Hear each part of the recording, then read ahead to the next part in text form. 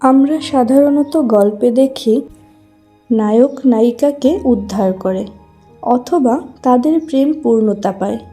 কিন্তু এমন একটি গল্প যদি হয় যেখানে নায়িকা নিজেই তার জীবনের কঠিনতম সিদ্ধান্তটি নেয় এবং নায়কের সীমাবদ্ধতাকে চোখে আঙুল দিয়ে দেখিয়ে দেয়, রবীন্দ্রনাথের অপরিচিতা ঠিক এমনই এক অনন্য গল্প, যা আমাদের শিখিয়ে দেয় আত্মসম্মানের চেয়ে দামি পৃথিবীতে আর কিছুই নেই। তো চলুন শুরু করা যাক আজকের গল্প। আজ আমার বয়স 27 মাত্র। এ জীবনটা না দৈর্ঘ্যের হিসাবে বড়, না গুণের হিসাবে, তবুও ইহার বিশেষ মূল্য আছে। ইহা সেই ফুলের মতো যাহার বুকের উপরে ভ্রমর আসিয়া বসিয়াছিল এবং সেই পদক্ষেপের ইতিহাস তাহার জীবনের মাঝখানে ফলের মতো গুটি ধরিয়া উঠিয়াছে। সেই ইতিহাসটুকু আকারে ছোট, তাহাকে ছোট করিয়াই লিখিব। ছোটকে যাহারা সামান্য বলিয়া ভুল করেন না, তাহারা ইহার রস বুঝিবেন। কলেজে যতগুলো পরীক্ষা পাশ করিবার সব আমি চুকাইয়াছি। ছোটবেলায় আমার সুন্দর চেহারা লইয়া পণ্ডিত মশাই আমাকে শিমুল ফুল ও মাকাল ফলের সহিত তুলনা করিয়া বিদ্রূপ করিবার সুযোগ পাইয়াছিলেন। ইহাতে তখন বড় লজ্জা পাইতাম, কিন্তু বয়স হইয়া একথা ভাবিয়াছি, যদি জন্মান্তর থাকে তবে আমার মুখে সুরূপ এবং পণ্ডিত মশাইদের মুখে বিদ্রূপ আবার যেন এমনি করিয়াই প্রকাশ পায়। আমার পিতা এককালে গরিব ছিলেন। ওকালতি করিয়া তিনি প্রচুর টাকা রোজগার করিয়াছেন। ভোগ করিবার সময় নিমেষমাত্রও পান নাই। মৃত্যুতে তিনি যে হাঁফ ছাড়িলেন, সেই তার প্রথম অবকাশ। আমার তখন বয়স অল্প, মার হাতেই আমি মানুষ। মা গরিবের ঘরের মেয়ে, তাই আমরা যে ধনী এ কথা তিনিও ভোলেন না, আমাকেও ভুলিতে দেন না। শিশুকালে আমি কোলে কোলেই মানুষ। বোধ করি সেই জন্য শেষ পর্যন্ত আমার পুরোপুরি বয়সই হইল না। আজও আমাকে দেখিলে মনে হইবে আমি অন্নপূর্ণার কোলে গজাননের ছোট ভাইটি। আমার আসল অভিভাবক আমার মামা। তিনি আমার চেয়ে বড়জোর বছর 6 বড়, কিন্তু ফলগুড় বালির মতো তিনি আমাদের সমস্ত সংসারটাকে নিজের অন্তরের মধ্যে শুষিয়া লইয়াছেন। তাহাকে না খুঁড়িয়া এখানকার এক গণ্ডূষও রস পাইবার জো নাই। এই কারণে কোনো কিছুর জন্যই আমাকে কোনো ভাবনা ভাবিতে হয় না। কন্যার পিতামাত্রই স্বীকার করিবেন আমি সৎপাত্র। তামাকটুকু পর্যন্ত খাই না। ভালো মানুষ হওয়ার কোনো ঝঞ্ঝাট নাই, তাই আমি নিতান্ত ভালো মানুষ। মাতার আদেশ মানিয়া চলিবার ক্ষমতা আমার আছে, বস্তুত না মানিবার ক্ষমতা আমার নাই। অন্তঃপুরের শাসনে চলিবার মতো করিয়াই আমি প্রস্তুত হইয়াছি। যদি কোনো কন্যা স্বয়ম্বরা হন, তবে এই সুলক্ষণটি স্মরণ রাখিবেন। অনেক বড় ঘর হইতে আমার সম্বন্ধ আসিয়াছিল, কিন্তু মামা, যিনি পৃথিবীতে আমার ভাগ্যদেবতার প্রধান এজেন্ট, বিবাহ সম্বন্ধে তার একটা বিশেষ মত ছিল। ধনী কন্যা তার পছন্দ নয়। আমাদের ঘরে যে মেয়ে আসিবে সে মাথা হেট করিয়া আসিবে, এই তিনি চান। অথচ টাকার প্রতি আসক্তি তার অস্থিমজ্জায় জড়িত। তিনি এমন বেহাই চান যাহার টাকার নাই, অথচ যে টাকা দিতে কসুর করিবে না, যাহাকে শোষণ করা চলিবে, অথচ বাড়িতে আসিলে গুড়গুড়ির পরিবর্তে বাধা হুকায় তামাক দিলে যাহার নালিশ খাটিবে না। আমার বন্ধু হরিশ কানপুরে কাজ করে। সে ছুটিতে কলকাতায় আসিয়া আমার মন উতলা করিয়া দিল। সে বলিল, ওহে, মেয়ে যদি বলো একটি খাসা মেয়ে আছে। কিছুদিন পূর্বেই MA পাশ করিয়াছি। সামনে যতদূর পর্যন্ত দৃষ্টি চলে ছুটি ধুধু করিতেছে। পরীক্ষা নাই, উমেদারি নাই, চাকরি নাই, নিজের বিষয় দেখিবার চিন্তাও নাই, শিক্ষাও নাই, ইচ্ছাও নাই। থাকিবার মধ্যে ভিতরে আছেন মা এবং বাহিরে আছেন মামা। এই অবকাশের মরুভূমির মধ্যে আমার হৃদয় তখন বিশ্বব্যাপী নারীরূপের মরীচিকা দেখিতেছিল। আকাশে তাহার দৃষ্টি, বাতাসে তাহার নিঃশ্বাস, তরু মর্মরে তাহার গোপন কথা। এমন সময় হরিশ আসিয়া বলিল, মেয়ে যদি বলো তবে। আমার শরীর মন বসন্ত বাতাসে বকুল বনের নবপল্লব রাশির মতো কাঁপিতে কাঁপিতে আলো ছায়া বনিতে লাগিল। হরিশ মানুষটা ছিল রসিক। রস দিয়া বর্ণনা করিবার শক্তি তাহার ছিল, আর আমার মন ছিল তৃষ্ণার্ত। আমি হরিশকে বলিলাম, একবার মামার কাছে কথাটা পারিয়া দেখো। হরিশ আসর জমাইতে অদ্বিতীয়, তাই সর্বত্রই তাহার খাতির। মামাও তাহাকে পাইলে ছাড়িতে চান না। কথাটা তার বৈঠকে উঠিল। মেয়ের চেয়ে মেয়ের বাপের খবরটাই তাহার কাছে গুরুতর। বাপের অবস্থা তিনি যেমনটি চান তেমনি। এককালে ইহাদের বংশে লক্ষ্মীর মঙ্গল ঘট ভরা ছিল, এখন তাহা শূন্য বলিলেই হয়, অথচ তলায় সামান্য কিছু বাকি আছে। দেশে বংশমর্যাদা রাখিয়া চলা সহজ নয় বলিয়া ইনি পশ্চিমে গিয়া বাস করিতেছেন। সেখানে গরিব গৃহস্থের মতোই থাকেন। একটি মেয়ে ছাড়া তার আর কেউ নাই। সুতরাং তাহারই পশ্চাতে লক্ষ্মীর ঘরটি একেবারে উপর করিয়া দিতে দ্বিধা হইবে না। এসব ভালো কথা, কিন্তু মেয়ের বয়স যে 15। তাই শুনিয়া মামার মন ভার হইল। বংশে তো কোনো দোষ নাই। না, দোষ নাই। বাপ কোথাও তার মেয়ের যোগ্য বর খুঁজিয়া পান না। একে তো বরের হাট মহার্ঘ, তাহার পরে ধনুক ভাঙা পণ। কাজেই বাপ কেবলই সবুর করিতেছেন, কিন্তু মেয়ের বয়স সবুর করিতেছে না। যাই হোক, হরিশের সরস রসনার গুণ আছে। মামার মন নরম হইল। বিবাহের ভূমিকা অংশটা নির্বিঘ্নে সমাধা হইয়া গেল। কলিকাতার বাহিরে বাকি যে পৃথিবীটা আছে সমস্তটাকেই মামা আন্ডামান দ্বীপের অন্তর্গত বলিয়া জানেন। জীবনে একবার বিশেষ কাজে তিনি কোন্নগর পর্যন্ত গিয়াছিলেন। মামা যদি মনু হইতেন তবে তিনি হাবড়ার পুল পার হওয়াটাকে তাহার সহিংতায় একেবারে নিষেধ করিয়া দিতেন। মনের মধ্যে ইচ্ছা ছিল নিজের চোখে মেয়ে দেখিয়া আসিব। সাহস করিয়া প্রস্তাব করিতে পারিলাম না। কন্যাকে আশীর্বাদ করবার জন্য যাহাকে পাঠানো হইল সে আমাদের বিনু দাদা, আমার পিস্তুত ভাই। তাহার মতো রুচি এবং দক্ষতার পরে আমি 16 আনা নির্ভর করিতে পারি। বিনুদা ফিরিয়া আসিয়া বলিলেন, মন্দ নয় হে, খাঁটি সোনা বটে। বিনুদাদার ভাষাটা অত্যন্ত আট। যেখানে আমরা বলি চমৎকার, সেখানে তিনি বলেন চলনসই। অতএব বুঝিলাম আমার ভাগ্যে প্রজাপতির সঙ্গে পঞ্চস্বরের কোনো বিরোধ নাই। বলা বাহুল্য, বিবাহ উপলক্ষে কন্যাপক্ষকেই কলিকাতায় আসিতে হইল। কন্যার পিতা শম্ভুনাথ বাবু হরিশকে কত বিশ্বাস করেন তাহার প্রমাণ এই যে বিবাহের 3 দিন পূর্বে তিনি আমাকে প্রথম চক্ষে দেখেন এবং আশীর্বাদ করিয়া যান। বয়স তার 40-এর কিছু এপারে বা ওপারে। চুল কাঁচা গোফে পাক ধরিতে আরম্ভ করিয়াছে মাত্র। সুপুরুষ বটে। ভিড়ের মধ্যে দেখিলে সকলের আগে তার উপরে চোখ পড়িবার মতো চেহারা। আশা করি আমাকে দেখিয়া তিনি খুশি হইয়াছিলেন। বোঝা শক্ত, কেননা তিনি বড়ই চুপচাপ। যে দুটি একটি কথা বলেন যেন তাহাতে পুরা জোর দিয়া বলেন না। মামার মুখ তখন অনর্গল ছুটিতেছিল। ধনে মানে আমাদের স্থান যে শহরের কারো চেয়ে কম নয়, সেইটিকেই তিনি নানা প্রসঙ্গে প্রচার করিতেছিলেন। শম্ভুনাথবাবু কথায় একেবারে যোগই দিলেন না। কোনো ফাঁকে একটা হু বা হা কিছুই শোনা গেল না। আমি হইলে দমিয়া যাইতাম, কিন্তু মামাকে দমানো শক্ত। তিনি শম্ভুনাথবাবুর চুপচাপ ভাব দেখিয়া ভাবিলেন, লোকটা নিতান্ত নির্জীব, একেবারে কোনো তেজ নেই। বেহাই সম্প্রদায়ের আর যাই থাক, তেজ থাকাটা দোষের। অতএব মামা মনে মনে খুশি হইলেন। শম্ভুনাথবাবু যখন উঠিলেন তখন মামা সংক্ষেপে উপর হইতেই তাকে বিদায় করিলেন। গাড়িতে তুলিয়া দিতে গেলেন না। পণ সম্বন্ধে দুই পক্ষে পাকাপাকি কথা ঠিক হইয়া গিয়াছিল। মামা নিজেকে অসামান্য চতুর বলিয়াই অভিমান করিয়া থাকেন। কথাবার্তায় কোথাও তিনি কিছু ফাঁক রাখেন নাই। টাকার অঙ্ক তো স্থির ছিলই, তারপরে গহনা কত ভরির এবং সোনা কত দরের হইবে সেও একেবারে বাধাবাধি হইয়া গিয়াছিল। আমি নিজে এ সমস্ত কথার মধ্যে ছিলাম না, জানিতাম না দেনা পাওনা কি স্থির হইল। মনে জানিতাম এই স্থূল অংশটাও বিবাহের একটা প্রধান অংশ এবং সেই অংশের ভার যার উপরে তিনি এক করাও ঠকিবেন না। বস্তুত আশ্চর্য পাকা লোক বলিয়া মামা আমাদের সমস্ত সংসারের প্রধান গর্বের সামগ্রী। যেখানে আমাদের কোনো সম্বন্ধ আছে সেখানে সর্বত্রই তিনি বুদ্ধির লড়াইয়ে জিতিবেন, এই একেবারে ধরা কথা। এই জন্যই আমাদের অভাব না থাকিলেও এবং অন্য পক্ষের অভাব কঠিন হইলেও জিতিব। আমাদের সংসারের এই জেদ, ইহাতে যে বাঁচুক আর যে মরুক। গায়ে হলুদ অসম্ভব রকম ধুম করিয়া গেল। বাহক এত গেল যে তাহার আদমশুমারি করিতে হইলে কেরানি রাখিতে হয়। তাহাদিগকে বিদায় করিতে অপরপক্ষকে যে নাকাল হইতে হইবে সেই কথা স্মরণ করিয়া মামার সঙ্গে মা একযোগে বিস্তর হাসিলেন। ব্যান্ড, বাঁশি, শখের কনসার্ট প্রভৃতি যেখানে যত প্রকার উচ্চ শব্দ আছে সমস্ত একসঙ্গে মিশাইয়া বর্বর কোলাহলের মস্ত হস্তি দ্বারা সঙ্গীত সরস্বতীর পদ্মবন দলিত বিদলিত করিয়া আমি তো বিবাহ বাড়িতে গিয়া উঠিলাম। আংটিতে, হাড়েতে, জরি জহরতে আমার শরীর যেন গহনার দোকান নিলামে চড়িয়াছে বলিয়া বোধ হইল। তাহাদের ভাবি জামাইয়ের মূল্য কত সেটা যেন কতক পরিমাণে সর্বাঙ্গে স্পষ্ট করিয়া লিখিয়া ভাবি শ্বশুরের সঙ্গে মোকাবিলা করিতে চলিয়াছিলাম।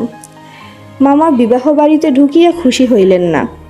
একে তো উঠানটাতে বরযাত্রীদের জায়গা সংকুলান হওয়াই শক্ত, তাহার পরে সমস্ত আয়োজন নিতান্ত মধ্যম রকমের। ইহার পরে শম্ভুনাথবাবুর ব্যবহারটাও নেহাত ঠান্ডা, তার বিনয়টা অজস্র নয়, মুখে তো কথাই নাই। কোমরে চাদর বাঁধা, গলা ভাঙা, টাক পরা, মিশকালো এবং বিপুল শরীর তার একটি উকিল বন্ধু যদি নিয়ত হাত জোর করিয়া মাথা হেলাইয়া নম্রতার স্মিত হাস্যে ও গদগদ বচনে কনসার্ট পার্টির করতাল বাজিয়ে হইতে শুরু করিয়া বরকর্তাদের প্রত্যেককে বারবার প্রচুর রূপে অভিষিক্ত করিয়া না দিতেন, তবে গোড়াতেই একটা এসপার ওসপার হইত। আমি সভায় বসিবার কিছুক্ষণ পরেই মামা শম্ভুনাথবাবুকে পাশের ঘরে ডাকিয়া লইয়া গেলেন। কি কথা হইল জানি না, কিছুক্ষণ পরেই শম্ভুনাথবাবু আমাকে আসিয়া বলিলেন, বাবাজি একবার এইদিকে আসতে হচ্ছে। ব্যাপারখানা এই, সকলের না হোক, কিন্তু কোনো কোনো মানুষের জীবনের একটা কিছু লক্ষ্য থাকে।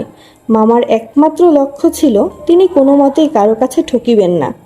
তার ভয় তার বেহাই তাকে গহনায় ফাঁকি দিতে পারেন। বিবাহ কার্য শেষ হইয়া গেলে সে ফাঁকির আর প্রতিকার চলিবে না।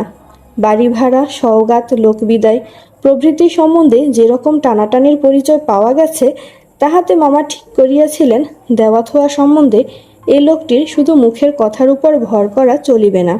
সেই জন্য বাড়ির শেখরাকে সুদৎ সঙ্গে আনিয়াছিলেন। পাশের ঘরে গিয়া দেখিলাম মামা এক তক্তপোষে এবং শেখরা তাহার দাড়িপাল্লা, কোষ্ঠী পাথর প্রভৃতি লইয়া মেজে বসিয়া আছে।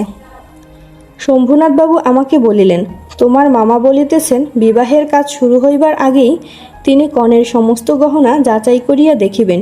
ইহাতে তুমি কি বলো? আমি মাথা হেট করিয়া চুপ করিয়া রহিলাম। মামা বলিলেন, ও আবার কি বলিবে? আমি যা বলিব তাই হইবে। শম্ভুনাথবাবু আমার দিকে চাহিয়া কহিলেন, সেই কথা তবে ঠিক, উনি যা বলিবেন তাই হইবে? এ সম্বন্ধে তোমার কিছুই বলিবার নাই? আমি একটু ঘাড় নাড়ার ইঙ্গিতে জানাইলাম, এসব কথায় আমার সম্পূর্ণ অনধিকার। আচ্ছা তবে বসো, মেয়ের গা হইতে সমস্ত গহনা খুলিয়া আনিতেছি। এই বলিয়া তিনি উঠিলেন। মামা বলিলেন, অনুপম এখানে কি করিবে? ও সভায় গিয়া বসুক। শম্ভুনাথ বলিলেন, না, সভায় নয়, এখানেই বসিতে হইবে। কিছুক্ষণ পরে তিনি একখানা গামছায় বাঁধা গহনা আনিয়া তক্তপোষের উপর মেলিয়া ধরিলেন। সমস্তই তাহার পিতামহীদের আমলের গহনা, হাল ফ্যাশনের সূক্ষ্ম কাজ নয়, যেমন মোটা তেমনি ভারী। শেখরা গহনা হাতে তুলিয়া লইয়া বলিল, এই আর দেখিব কি, ইহাতে খাদ নাই, এমন সোনা এখনকার দিনে ব্যবহারই হয় না। এই বলিয়া সে মকরমুখ মোটা একখানা বালায় একটু চাপ দিয়া দেখাইল, তাহা বাকিয়া যায়। মামা তখনই তার নোটবইয়ে গহনাগুলির ফর্দ টুকিয়া লইলেন। পাছে যাহা দেখানো হইল তাহার কোনোটা কম পড়ে। হিসাব করিয়া দেখিলেন গহনা যে পরিমাণ দিবার কথা, এগুলি সংখ্যায়, দরে এবং ভারে তার অনেক বেশি। গহনাগুলির মধ্যে একজোড়া ইয়ারিং ছিল। শম্ভুনাথ সেইটে শেখরার হাতে দিয়া বলিলেন, এইটি একবার পরখ করিয়া দেখো। শেখরা কহিল, ইহা বিলাতি মাল, ইহাতে সোনার ভাগ সামান্যই আছে। শম্ভুবাবু ইয়ারিং জোড়া মামার হাতে দিয়া বলিলেন, এটা আপনারাই রাখিয়া দিন। মামা সেটা হাতে লইয়া দেখিলেন এই ইয়ারিং দিয়েই কন্যাকে তাহারা আশীর্বাদ করিয়াছিলেন। মামার মুখ লাল হইয়া উঠিল। দরিদ্র তাহাকে ঠকাইতে চাহিবে, কিন্তু তিনি ঠকিবেন না, এই আনন্দ সম্ভোগ হইতে বঞ্চিত হইলেন এবং তাহার উপরেও কিছু উপরি পাওনা জুটিল। অত্যন্ত মুখ ভার করিয়া বলিলেন, অনুপম যাও, তুমি সভায় গিয়া বসোগে। শম্ভুনাথবাবু বলিলেন, না, এখন সভায় বসিতে হইবে না, চলুন আগে আপনাদের খাওয়াইয়া দিই। মামা বলিলেন, সে কি কথা, লগ্ন? শম্ভুনাথবাবু বলিলেন, সেজন্য কিছু ভাবিবেন না, এখন উঠুন। লোকটি নেহাত ভালো মানুষ ধরনের, কিন্তু ভেতরে বেশ একটু জোর আছে বলিয়া বোধ হইল। মামাকে উঠিতে হইল। বরযাত্রীদেরও আহার হইয়া গেল। আয়োজনের আড়ম্বর ছিল না, কিন্তু রান্না ভালো এবং সমস্ত বেশ পরিষ্কার পরিচ্ছন্ন বলিয়া সকলেরই তৃপ্তি হইল। বরযাত্রীদের খাওয়া শেষ হইলে শম্ভুনাথবাবু আমাকে খাইতে বলিলেন। মামা বলিলেন, সে কি কথা, বিবাহের পূর্বে বর খাইবে কেমন করিয়া? এ সম্বন্ধে মামার কোনো মতপ্রকাশকে তিনি সম্পূর্ণ উপেক্ষা করিয়া আমার দিকে চাহিয়া বলিলেন, তুমি কি বলো, বসিয়া যাইতে দোষ কিছু আছে? মূর্তিমতী মাতৃআজ্ঞা স্বরূপে মামা উপস্থিত, তার বিরুদ্ধে চলা আমার পক্ষে অসম্ভব। আমি আহারে বসিতে পারিলাম না। তখন শম্ভুনাথবাবু মামাকে বলিলেন, আপনাদিগকে অনেক কষ্ট দিয়াছি। আমরা ধনী নই, আপনাদের যোগ্য আয়োজন করিতে পারি নাই, ক্ষমা করিবেন, রাত হইয়া গেছে।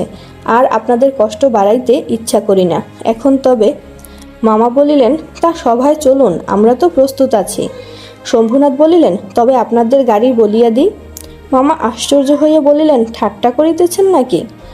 শম্ভুনাথ কহিলেন, ঠাট্টা তো আপনিই করিয়া সারিয়াছেন, ঠাট্টার সম্পর্কটাকে স্থায়ী করিবার ইচ্ছা আমার নাই। মামা দুই চোখ এত বড় করিয়া মেলিয়া অবাক হইয়া রহিলেন। শম্ভুনাথ কহিলেন, আমার কন্যার গহনা আমি চুরি করিব, এ কথা যারা মনে করে তাদের হাতে আমি কন্যা দিতে পারি না। আমাকে একটি কথাও বলাও তিনি আবশ্যক বোধ করিলেন না, কারণ প্রমাণ হইয়া গেছে আমি কেহই নই। তারপরে যা হইল সে আমি বলিতে ইচ্ছা করি না। ঝাড় লণ্ঠন ভাঙিয়া চুরিয়া জিনিসপত্র লণ্ডভণ্ড করিয়া বরযাত্রীর দল দক্ষযজ্ঞের পালা সারিয়া বাহির হইয়া গেল। বাড়ি ফিরিবার সময় ব্যান্ড, রসনচৌকি ও কনসার্ট একসঙ্গে বাজিল না, এবং অভ্রের ঝাড়গুলো আকাশের তারার উপর আপনাদের কর্তব্যের বরাত দিয়া কোথায় যে মহানির্বাণ লাভ করিল সন্ধান পাওয়া গেল না। বাড়ির সকলে তো রাগিয়া আগুন। কন্যার পিতার এত গুমর, কলিজে চার পোয়া হইয়া আসিল। সকলে বলিল, দেখি মেয়ের বিয়ে দেন কেমন করিয়া। কিন্তু মেয়ের বিয়ে হইবে না এ ভয় যার মনে নেই, তার শাস্তির উপায় কি? সমস্ত বাংলাদেশের মধ্যে আমিই একমাত্র পুরুষ যাহাকে কন্যার বাপ বিবাহের আসর হইতে নিজে ফিরাইয়া দিয়াছে। এত বড় সৎপাত্রের কপালে এত বড় কলঙ্কের দাগ কোন নষ্টগ্রহ এত আলা জ্বালাইয়া বাজনা বাজাইয়া সমারোহে করিয়া আঁকিয়া দিল? বরযাত্ররা এই বলিয়া কপাল চাপড়াইতে লাগিল যে বিবাহ হইল না, অথচ আমাদের ফাঁকি দিয়া খাওয়াইয়া দিল। পাকযন্ত্রটাকে সমস্ত অন্নশুদ্ধ সেখানে টান মারিয়া ফেলিয়া দিয়া আসিতে পারিলে তবে আফসোস মিটিত। বিবাহের চুক্তিভঙ্গ ও মানহানির দাবিতে নালিশ করিব বলিয়া মামা অত্যন্ত গোল করিয়া বেড়াইতে লাগিলেন। হিতৈষীরা বুঝাইয়া দিল, তাহা হইলে তামাশার যেটুকু বাকি আছে তাহা পুরা হইবে। বলা বাহুল্য, আমিও খুব রাগিয়াছিলাম। কোন গতিকে শম্ভুনাথ বিষম জব্দ হইয়া আমাদের পায়ে ধরিয়া আসিয়া পড়েন, গোফের রেখায় তা দিতে দিতে এইটিই কেবল কামনা করিতে লাগিলাম। কিন্তু এই আক্রোশের কালো রঙের স্রোতের পাশাপাশি আর একটা স্রোত বহিতেছিল, যেটার রং একেবারেই কালো নয়। সমস্ত মন যে সেই অপরিচিতার পানে ছুটিয়া গিয়াছিল, এখনো যে তাহাকে কিছুতেই টানিয়া ফিরাইতে পারি না। দেয়ালটুকুর আড়ালে রহিয়া গেল গো। কপালে তার চন্দন আঁকা, গায়ে তার লাল শাড়ি, মুখে তার লজ্জার রক্তিমা, হৃদয়ের ভিতরে কি যে তা কেমন করিয়া বলিব। আমার কল্পলোকের কল্পলতাটি বসন্তের সমস্ত ফুলের ভার আমাকে নিবেদন করিয়া দিবার জন্য নত হইয়া পড়িয়াছিল। হাওয়া আসে, গন্ধ পাই, পাতার শব্দও শুনি, কেবল আর একটি মাত্র পা ফেলার অপেক্ষা। এমন সময়ে সেই এক পদক্ষেপের দূরত্বটুকু এক মুহূর্তে অসীম হইয়া উঠিল। এতদিন যে প্রতি সন্ধ্যায় আমি বিনুদাদার বাড়িতে গিয়া তাহাকে অস্থির করিয়া তুলিয়াছিলাম। বিনুদার বর্ণনার ভাষা অত্যন্ত সংকীর্ণ বলিয়াই তার প্রত্যেক কথাটি স্ফুলিঙ্গের মতো আমার মনের মাঝখানে আগুন জ্বালিয়া দিয়াছিল। বুঝিয়াছিলাম মেয়েটির রূপ বড় আশ্চর্য, কিন্তু না দেখিলাম তাহাকে চোখে, না দেখিলাম তার ছবি, সমস্তই অস্পষ্ট হইয়া রহিল। বাহিরে তো সে ধরা দিলই না, তাহাকে মনেও আনিতে পারিলাম না। এই জন্য মন সেদিনকার সেই বিবাহ সভার দেয়ালটার বাহিরে ভূতের মতো দীর্ঘ নিঃশ্বাস ফেলিয়া বেড়াইতে লাগিল। হরেশের কাছে শুনিয়াছি মেয়েটিকে আমার ফটোগ্রাফ দেখানো হইয়াছিল। পছন্দ করিয়াছে বইকে, না করিবার তো কোনো কারণ নাই। আমার মন বলে সে ছবি তার কোনো একটি বাক্সে লুকানো আছে। একলা ঘরে দরজা বন্ধ করিয়া একদিন নিরালা দুপুরবেলায় সে কি সেটি খুলিয়া দেখে না? যখন ঝুঁকিয়া পড়িয়া দেখে, তখন ছবিটির উপরে কি তার মুখের দুই ধার দিয়া এলোচুল আসিয়া পড়ে না? হঠাৎ বাহিরে কারো পায়ের শব্দ পাইলে সে কি তাড়াতাড়ি তার সুগন্ধ আঁচলের মধ্যে ছবিটিকে লুকাইয়া ফেলে না? দিন যায়, একটা বৎসর গেল। মামা তো লজ্জায় বিবাহ সম্বন্ধের কথা তুলিতেই পারেন না। মার ইচ্ছা ছিল আমার অপমানের কথা যখন সমাজের লোক ভুলিয়া যাইবে তখন বিবাহের চেষ্টা দেখিবেন। এদিকে আমি শুনিলাম সে মেয়ের নাকি ভালো পাত্র জুটিয়াছিল, কিন্তু সে পণ করিয়াছে, বিবাহ করিবে না। শুনিয়া আমার মন পুলকের আবেশে ভরিয়া গেল। আমি কল্পনায় দেখিতে লাগিলাম সে ভালো করিয়া খায় না, সন্ধ্যা হইয়া আসে, সে চুল বাঁধিতে ভুলিয়া যায়। তার বাপ তার মুখের পানে চান আর ভাবেন আমার মেয়ে দিনে দিনে এমন হইয়া যাইতেছে কেন? হঠাৎ কোনোদিন তার ঘরে আসিয়া দেখেন মেয়ের দুই চক্ষে জলে ভরা। জিজ্ঞাসা করেন, মা, তোর কি হইয়াছে, বল আমাকে। মেয়ে তাড়াতাড়ি চোখের জল মুছিয়া বলে, কই, কিছুই তো হয়নি বাবা। বাপের এক মেয়ে যে বড় আদরের মেয়ে। যখন অনাবৃষ্টির দিনের ফুলের কুড়িটির মতো মেয়ে একেবারে বিমর্ষ হইয়া পড়িয়াছে, তখন বাপের প্রাণে আর সহিল না। তখন অভিমান ভাসাইয়া দিয়া তিনি ছুটিয়া আসিলেন আমাদের দ্বারে। তারপরে তারপরে মনের মধ্যে সেই যে কালো রঙের ধারাটা বহিতেছে, সে যেন কালো সাপের মতো রূপ ধরিয়া ফোঁস করিয়া উঠিল। সে বলিল, বেশ তো, আর একবার বিবাহের আসর সাজানো হোক, আলো জ্বলুক, দেশ বিদেশের লোকের নিমন্ত্রণ হোক, তারপরে তুমি বরের টুপুর পায়ে দলিয়া দলবল লইয়া সভা ছাড়িয়া চলিয়া এসো। কিন্তু যে ধারাটি চোখের জলের মতো শুভ্র, সে রাজহংসের রূপ ধরিয়া বলিল, যেমন করিয়া আমি একদিন দয়মন্তীর পুষ্পবনে গিয়াছিলাম, তেমনি করিয়া আমাকে একবার উড়িয়া যাইতে দাও। আমি বিরোহিণীর কানে কানে একবার সুখের খবরটা দিয়া আসিগে। তারপরে তারপরে দুঃখের রাত পোহাইল, নববর্ষার জল পড়িল, ম্লান ফুলটি মুখ তুলিল। এবারে সেই দেয়ালটার বাহিরে রহিল সমস্ত পৃথিবীর আর সবাই, আর ভিতরে প্রবেশ করিল একটিমাত্র মানুষ। তারপরে তারপরে আমার কথাটি ফুরালো। কিন্তু কথা এমন করিয়া ফুরাইল না। যেখানে আসিয়া তাহা অফুরান হইয়াছে, সেখানকার বিবরণ একটুখানি বলিয়া আমার এ লেখা শেষ করিয়া দিই। মাকে লইয়া তীর্থে চলিয়াছিলাম। আমার উপরেই ভার ছিল, কারণ মামা এবারও হাবড়াল পুল পার হন নাই। রেলগাড়িতে ঘুমাইতেছিলাম। ঝাঁকানি খাইতে খাইতে মাথার মধ্যে নানা প্রকার এলোমেলো স্বপ্নের ঝুমঝুমি বাজিতেছিল। হঠাৎ একটা কোনো স্টেশনে জাগিয়া উঠিলাম। আলোতে অন্ধকারে মেশা সেও এক স্বপ্ন। কেবল আকাশের তারাগুলি চিরপরিচিত, আর সবই অজানা, অস্পষ্ট। স্টেশনের দ্বীপ কয়টা খাড়া হইয়া দাঁড়াইয়া আলো ধরিয়া এই পৃথিবীটা যে কত অচেনা, এবং যাহা চারিদিকে তাহা যে কতই বহুদূরে, তাহাই দেখাইয়া দিতেছে। গাড়ির মধ্যে মা ঘুমাইতেছেন। আলোর নিচে সবুজ পর্দা টানা। তোরঙ্গ বাক্স জিনিসপত্র সমস্তই কেকার ঘাড়ে এলোমেলো হইয়া পড়িয়াছে। তাহারা যেন স্বপ্নলোকের ওলটপালট আসবাব। সবুজ প্রদোষের মিটমিটে আলোতে থাকা এবং না থাকার মাঝখানে কেমন একরকম হইয়া পড়িয়া আছে। এমন সময় সেই অদ্ভুত পৃথিবীর অদ্ভুত রাত্রে কে বলিয়া উঠিল, শিগগির চলে আয়, এই গাড়িতে জায়গা আছে। মনে হইল যেন গান শুনিলাম। বাঙালি মেয়ের গলায় বাংলা কথা যে কি মধুর, তাহা এমনি করিয়া অসময়ে অজায়গায় আচমকা শুনিলে তবে সম্পূর্ণ বুঝিতে পারা যায়। কিন্তু এই গলাটিকে কেবলমাত্র মেয়ের গলা বলিয়া একটা শ্রেণীভুক্ত করিয়া দেওয়া চলে না। এ কেবল একটি মানুষের গলা। শুনিলেই মন বলিয়া ওঠে, এমন তো আর শুনি নাই। চিরকাল গলার স্বর আমার কাছে বড় সত্য। রূপ জিনিসটি বড় কম নয়, কিন্তু মানুষের মধ্যে যাহা অন্তরতম এবং অনির্বচনীয়, আমার মনে হয় কণ্ঠস্বর যেন তারই চেহারা। আমি তাড়াতাড়ি গাড়ির জানালা খুলিয়া বাহিরে মুখ বাড়াইয়া দিলাম। কিছুই দেখিলাম না। প্ল্যাটফর্মের অন্ধকারে দাঁড়াইয়া গার্ড তাহার এক চক্ষু লণ্ঠন নাড়িয়া দিল। গাড়ি চলিল। আমি জানলার কাছে বসিয়া রহিলাম। আমার চোখের সামনে কোনো মূর্তি ছিল না, কিন্তু হৃদয়ের মধ্যে আমি একটি হৃদয়ের রূপ দেখিতে লাগিলাম। সে যেন এই তারাময়ী রাত্রির মতো আবৃত করিয়া ধরে, কিন্তু তাহাকে ধরিতে পারা যায় না। ওগো সুর, অচেনা কণ্ঠের সুর, এক নিমেষে তুমি যে আমার চিরপরিচয়ের আসনটির উপরে আসিয়া বসিয়াছ। কি আশ্চর্য পরিপূর্ণ তুমি! চঞ্চল কালের ক্ষুব্ধ হৃদয়ের উপরে ফুলটির মতো ফুটিয়াছ, অথচ তার ঢেউ লাগিয়া একটি পাপড়িও টলে নাই। অপরিমেয় কোমলতায় এতটুকু দাগ পড়ে নাই। গাড়ি লোহার মৃদঙ্গে তাল দিতে দিতে চলিল। আমি মনের মধ্যে গান শুনিতে শুনিতে চলিলাম। তাহার একটি মাত্র ধোঁয়া। গাড়িতে জায়গা আছে। আছে কি জায়গা, আছে কি জায়গা যে পাওয়া যায় না। কেউ যে কাউকে চেনে না, অথচ সেই নাচনাটুকু যে কুয়াশা মাত্র। সে যে মায়া, সেটা ছিন্ন হইলেই যে চেনার আর অন্ত নাই।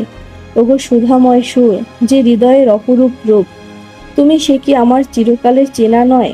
জায়গা আছে, আছে, শীঘ্রই আসিতে ডাকিয়াছ, শীঘ্রই আসিয়াছি। এক নিমেষও দেরি করি নাই। রাত্রে ভালো করিয়া ঘুম হইল না। প্রায় প্রতি স্টেশনে একবার করিয়া মুখ বাড়াইয়া দেখিলাম। ভয় হইতে লাগিল, যাহাকে দেখা হইল না পাছে রাত্রে নামিয়া যায়। পরদিন সকালে একটা বড় স্টেশনে গাড়ি বদল করিতে হইবে। আমাদের ফার্স্ট ক্লাসের টিকিট, মনে আশা ছিল ভিড় হইবে না। নামিয়া দেখি প্ল্যাটফর্মে সাহেবদের আরদালি দল আসবাবপত্র লইয়া গাড়ির জন্য অপেক্ষা করিতেছে। কোনো এক ফৌজের বড় জেনারেল সাহেব ভ্রমণে বাহির হইয়াছেন। 2-3 মিনিট পরেই গাড়ি আসিল। বুঝিলাম ফার্স্ট ক্লাসের আশা ত্যাগ করিতে হইবে। মাকে লইয়া কোন গাড়িতে উঠি সে এক বিষম ভাবনায় পড়িলাম। সব গাড়িতেই ভিড়। দাঁড়ে দাঁড়ে উকি মারিয়া বেড়াইতে লাগিলাম। এমন সময় সেকেন্ড ক্লাসের গাড়ি হইতে একটি মেয়ে আমার মাকে লক্ষ্য করিয়া বলিলেন, আপনারা আমাদের গাড়িতে আসুন না, এখানে জায়গা আছে। আমি তো চমকিয়া উঠিলাম। সেই আশ্চর্য মধুর কণ্ঠ এবং সেই গানেরই ধোঁয়া, জায়গা আছে। ক্ষণমাত্র বিলম্ব না করিয়া মাকে লইয়া গাড়িতে উঠিয়া পড়িলাম। জিনিসপত্র তুলিবার প্রায় সময় ছিল না। আমার মতো অক্ষম দুনিয়ায় নাই। সেই মেয়েটি কুলিদের হাত হইতে তাড়াতাড়ি চলতি গাড়িতে আমাদের বিছানাপত্র টানিয়া লইল। আমার একটা ফটোগ্রাফ তুলিবার ক্যামেরা স্টেশনেই পড়িয়া রহিল। গ্রাহ্যই করিলাম না। তারপরে কি লিখিব জানি না। আমার মনের মধ্যে একটি অকণ্ঠ আনন্দের ছবি। তাহাকে কোথায় শুরু করিব, কোথায় শেষ করিব? বসিয়া বসিয়া বাক্যের পর বাক্য যোজনা করিতে ইচ্ছা করে না। এবার সেই সুরটিকে চোখে দেখিলাম। তখনও তাহাকে সুর বলিয়াই মনে হইল। মায়ের মুখের দিকে চাহিলাম। দেখিলাম তার চোখে পলক পড়িতেছে না।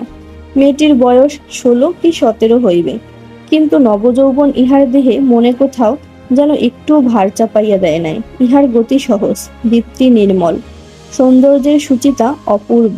ইহার কোনো জায়গায় কিছু জরিমা নাই। আমি দেখিতেছি, বিস্তারিত করিয়া কিছু বলা আমার পক্ষে অসম্ভব। এমনকি সে যে কি রঙের কাপড় কেমন করিয়া পরিয়াছিল তাহাও ঠিক করিয়া বলিতে পারিব না। এটা খুব সত্য যে তাহার বেশে ভূষায় এমন কিছুই ছিল না যেটা তাহাকে ছাড়াইয়া বিশেষ করিয়া চোখে পড়িতে পারে। সে নিজের চারিদিকের সকলের চেয়ে অধিক। রজনীগন্ধার শুভ্র মঞ্জুরির মতো সরল বৃন্তটির উপরে দাঁড়াইয়া যে গাছে ফুটিয়াছে সে গাছকে সে একেবারে অতিক্রম করিয়া উঠিয়াছে। সঙ্গে 2-3টি ছোট ছোট মেয়ে ছিল। তাহাদিগকে লইয়া তাহার হাসি এবং কথার আর অন্ত ছিল না। আমি হাতে একখানা বই লইয়া সেদিকে কান পাতিয়া রাখিয়াছিলাম। যেটুকু কানে আসিতেছিল সে তো সমস্তই ছেলে মানুষদের সঙ্গে ছেলে মানুষই কথা। তাহার বিশেষত্ব এই যে তাহার মধ্যে বয়সের তফাৎ কিছুমাত্র ছিল না। ছোটদের সঙ্গে সে অনায়াসে এবং আনন্দে ছোট হইয়া গিয়াছিল। সঙ্গে কতগুলি ছবিওয়ালা ছেলের গল্পের বই। তাহারই কোনো একটা বিশেষ গল্প শোনাইবার জন্য মেয়েরা তাকে ধরিয়া পড়িল। এ গল্প নিশ্চয়ই তারা 20-25 বার শুনিয়াছেন। মেয়েদের কেন যে এত আগ্রহ তাহা বুঝিলাম। সেই সুধা কণ্ঠের সোনার কাঠিতে সকল কথা যে শোনা হইয়া ওঠে। মেয়েটির সমস্ত শরীর মন যে একেবারে প্রাণে ভরা। তার সমস্ত চলায় বলায় স্পর্শে প্রাণ ঠিকরিয়া ওঠে। তাই মেয়েরা যখন তার মুখে গল্প শোনে তখন গল্প নয়, তাহাকেই শোনে। তাহাদের হৃদয়ের উপর প্রাণের ঝর্ণা ঝরিয়া পড়ে। তার সেই উদ্ভাসিত প্রাণ আমার সেদিনকার সমস্ত সূর্যকিরণকে সজীব করিয়া তুলিল। আমার মনে হইল আমাকে যে প্রকৃতি তাহার আকাশ দিয়া বেষ্টন করিয়াছে সে ওই তরুণীরই অক্লান্ত অম্লান প্রাণের বিশ্বব্যাপী বিস্তার। পরের স্টেশনে পৌঁছিতেই খাবারওয়ালাকে ডাকিয়া সে খুব খানিকটা চানামুঠ কিনিয়া লইল এবং মেয়েদের সঙ্গে মিলিয়া নিতান্ত ছেলে মানুষের মতো করিয়া কলহাস্য করিতে করিতে অসংকোচে খাইতে লাগিল। আমার প্রকৃতি যে জাল দিয়া বেড়া। আমি কেন বেশ সহজে হাসি মুখে মেয়েটির কাছে এই চানা একমুঠো চাহিয়া লইতে পারিলাম না? হাত বাড়াইয়া দিয়া কেন আমার লোভ স্বীকার করিলাম না? মা ভালো লাগা এবং মন্দ লাগার মধ্যে দমনা হইয়াছিলেন। গাড়িতে আমি পুরুষ মানুষ, তবু ইহার কিছুমাত্র সংকোচ নাই। বিশেষত এমন লোভীর মতো খাইতেছে সেটা ঠিক তার পছন্দ হইতেছিল না। অথচ ইহাদের বেহায়া বলিয়াও তার ভ্রম হয় নাই। তার মনে হইল এমের বয়স হইয়াছে, কিন্তু শিক্ষা হয় নাই। মা হঠাৎ কারো সঙ্গে আলাপ করিতে পারেন না। মানুষের সঙ্গে দূরে দূরে থাকাই তার অভ্যাস। এই মেয়েটির পরিচয় লইতে তার খুব ইচ্ছা, কিন্তু স্বাভাবিক বাধা কাটাইয়া উঠিতে পারিতেছিলেন না। এমন সময় গাড়ি একটা বড় স্টেশনে আসিয়া থামিল। সেই জেনারেল সাহেবের একদল অনুষঙ্গী এই স্টেশন হইতে উঠিবার উদ্যোগ করিতেছে। গাড়িতে কোথাও জায়গা নাই। বারবার আমাদের গাড়ির সামনে দিয়া তারা ঘুরিয়া গেল। মা তো ভয়ে আড়ষ্ট, আমিও মনের মধ্যে শান্তি পাইতেছিলাম না। গাড়ি ছাড়িবার অল্পকাল পূর্বে একজন দেশি রেলওয়ে কর্মচারী নাম লেখা দুইখানা টিকিট গাড়ির দুই বেঞ্চের শিয়রের কাছে লটকাইয়া দিয়া আমাকে বলিল, এ গাড়ির এই দুই বেঞ্চ আগে হইতেই দুই সাহেব রিজার্ভ করিয়াছেন, আপনাদিগকে অন্য গাড়িতে যাইতে হইবে। আমি তো তাড়াতাড়ি ব্যস্ত হইয়া দাঁড়াইয়া উঠিলাম। মেয়েটি হিন্দিতে বলিল, না, আমরা গাড়ি ছাড়িব না। সে লোকটি রোখ করিয়া বলিল, না ছাড়িয়া উপায় নাই। কিন্তু মেয়েটির চলিষ্ণুতার কোনো লক্ষণ না দেখিয়া সে নামিয়া গিয়া ইংরেজ স্টেশন মাস্টারকে ডাকিয়া আনিল। সে আসিয়া আমাকে বলিল, আমি দুঃখিত, কিন্তু শুনিয়া আমি কুলি কুলি করিয়া ডাক ছাড়িতে লাগিলাম।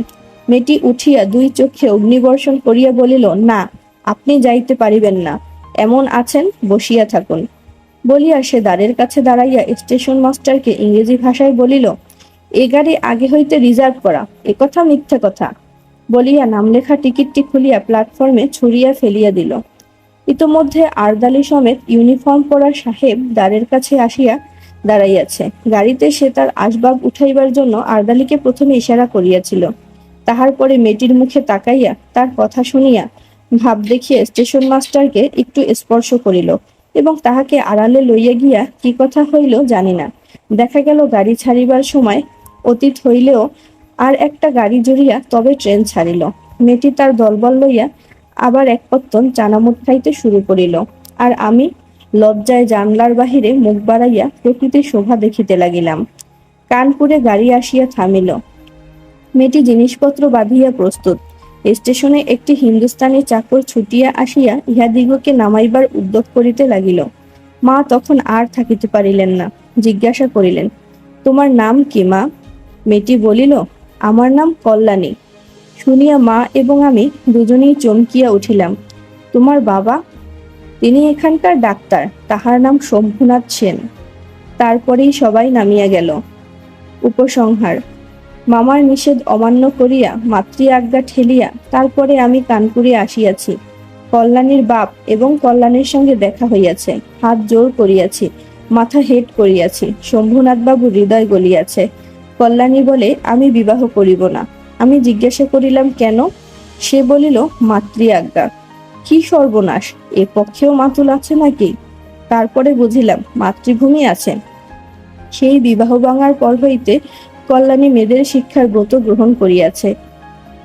কিন্তু আমি আশা ছাড়িতে পারিলাম না। সেই সুরটি যে আমার হৃদয়ের মধ্যে আজও বাজিতেছে। সে যেন কোনো উপারের বাঁশি, আমার সংসারের বাহির হইতে আসিল, সমস্ত সংসারের বাহিরে ডাক দিল। আর সেই যে রাত্রির অন্ধকারের মধ্যে আমার কানে আসিয়াছিল, জায়গা আছে, সে যে আমার চিরজীবনের গানের ধুয়া হইয়া রহিল। তখন আমার বয়স ছিল 23, এখন হইয়াছে 27। এখনো আশা ছাড়ি নাই, কিন্তু মাতুলকে ছাড়িয়াছি। নিতান্ত এক ছেলে বলিয়া মা আমাকে ছাড়িতে পারেন নাই। তোমরা মনে করিতেছ আমি বিবাহের আশা করি? না, কোনো কালেই না। আমার মনে আছে, কেবল সেই একরাত্রি রজানা কণ্ঠের মধুর সুরের আশা। জায়গা আছে, নিশ্চয়ই আছে, নইলে দাঁড়াবো কোথায়? তাই বৎসরের পর বৎসর যায়, আমি এখানেই আছি। দেখা হয়, সেই কণ্ঠ শুনি, যখন সুবিধা পাই কিছু তার কাজ করে দেই, আর মন বলে, এই তো জায়গা পাইয়াছি। ওগো অপরিচিতা, তোমার পরিচয়ের শেষ হইল না, শেষ হইবে না, কিন্তু ভাগ্য আমার ভালো, এই তো আমি জায়গা পাইয়াছি। বন্ধুরা, এই গল্পটি আপনাদের কেমন লাগলো তা কমেন্টে জানাবেন এবং এমন আরও গল্পের জন্য চ্যানেলটি সাবস্ক্রাইব করে রাখুন।